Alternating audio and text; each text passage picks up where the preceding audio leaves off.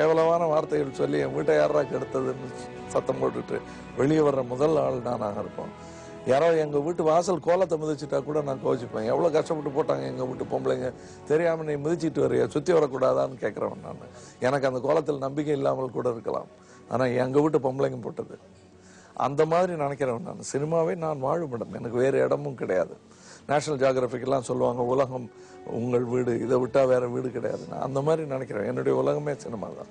So இதற்காக நடக்கும் நல்ல விஷயங்களும் கெட்ட விஷயங்களும் என்னை வெகுவாக பாதிக்கிறது. இதை என்ன கடமை இருக்கிறது அப்படின்னு சொல்லும்போது, இதை ஒரு நல்ல தொழில்துறையாக மாற்றுவதற்கான கடமை எங்களை எல்லாரையும் சார்ந்தது. இது அறிவுரை கொடுக்கக்கூடாது.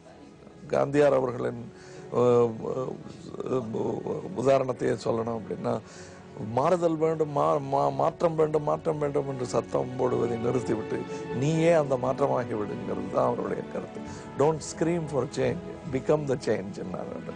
அதைத்தான் நம்ம செய்யணும். இப்போ எனக்கு நம்ம துறையை பொறுத்தவரையிலும் எனக்கு தோன்றது, இந்த துறை ஒரு பொதுஜன தொடர்பு அதிகமாக உள்ள ஒரு துறைங்கிறதுனால பொதுஜனங்கள்லாம் இந்த துறையை நம்ம ஈஸியாக கையாண்டலாம், ஆளுமை வந்துடும் நமக்கு நம்புற அளவுக்கு ஒரு பிரமை ஏற்பட்டிருக்கு.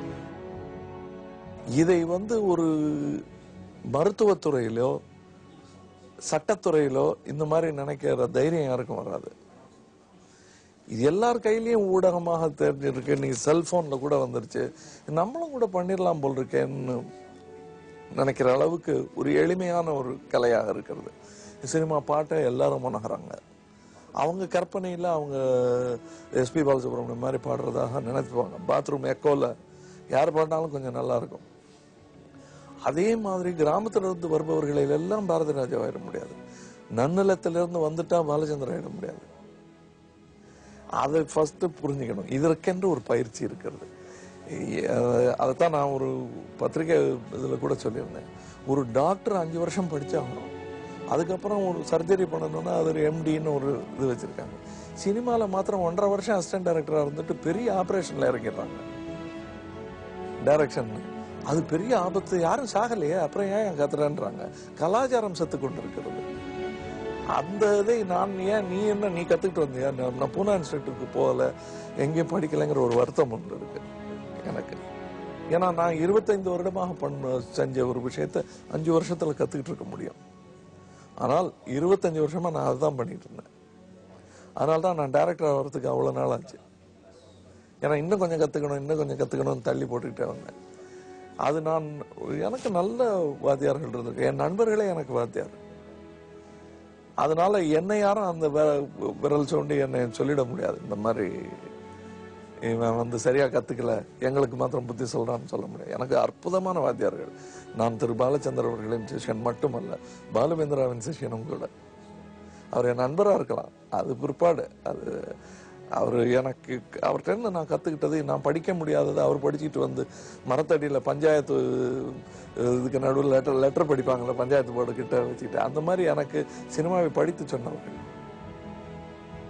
எல்லாரும் பாரதிராஜா ஆயிட முடியாதுங்கிறத நினைக்கிறேன். நான் என் பேரை நான் அதில் சேர்க்கவே இல்லை.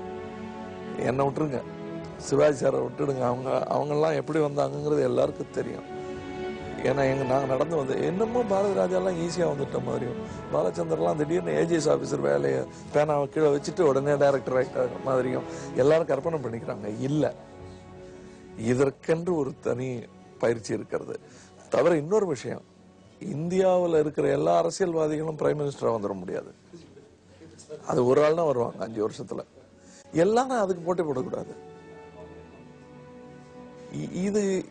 அது சினிமாவில் எல்லாரும் டைரக்டர் ஆகணும்னு நினைக்கிறாங்க, எல்லாரும் கதாநாயகர் ஆகணும்னு நினைக்கிறாங்க. நல்ல வேளை நான் அப்படி நினைக்காததுனாலதான் எனக்கு நல்ல பயிற்சி வந்தது. அவ்வளோருத்தர் கதையில விகட கவி கதாநாயகன் இல்லை, கிடைச்ச வேஷத்தெல்லாம் நான் செஞ்சேன். நான் அந்த ஒரு அறிவுரைன்னு சொல்ல மாட்டேன், என்னுடைய கருத்தை சொல்லியே ஆக வேண்டும். சினிமாவுக்கு வருபவர்கள் கண்டிப்பாக படித்தவர்களாக இருக்க வேண்டும். இது ஏதோ படிக்காதவங்கெல்லாம் ஒதுங்குற ஒரு கரையாக நினைச்சிடக்கூடாது. அது அல்ல, இது ஒரு அற்புதமான ஊடகம். இதன் மூலமாக அரசியல் கட்சிகளே மக்களை சென்று தங்கள் கருத்துக்களை சொல்ல முடிந்திருக்கிறது. நாங்கள் தமிழ்நாட்டை மாத்திரம் சொல்ல, ஜெர்மனியில் ஆரம்பித்தோன்னா கோயபல்ஸ் காலகட்டத்திலிருந்து சினிமா என்னும் நிழற்படங்கள் என்னும் ஒரு ஊடகம் வந்து அற்புதமாக அரசியல் சொல்லியிருக்கு, மக்களுக்கு புதிய சித்தாந்தங்களை விளக்கி சொல்லியிருக்கு. அது ரொம்ப பலமான ஒரு ஊடகம். இது யாரும் விளையாட்டாக நினச்சிக்கிட்டு வந்துடக்கூடாது. இதுதான் என்னுடைய வேண்டுகோள். நான் எத்தனை நாள் இருப்பேன்னு எனக்கு தெரியாது.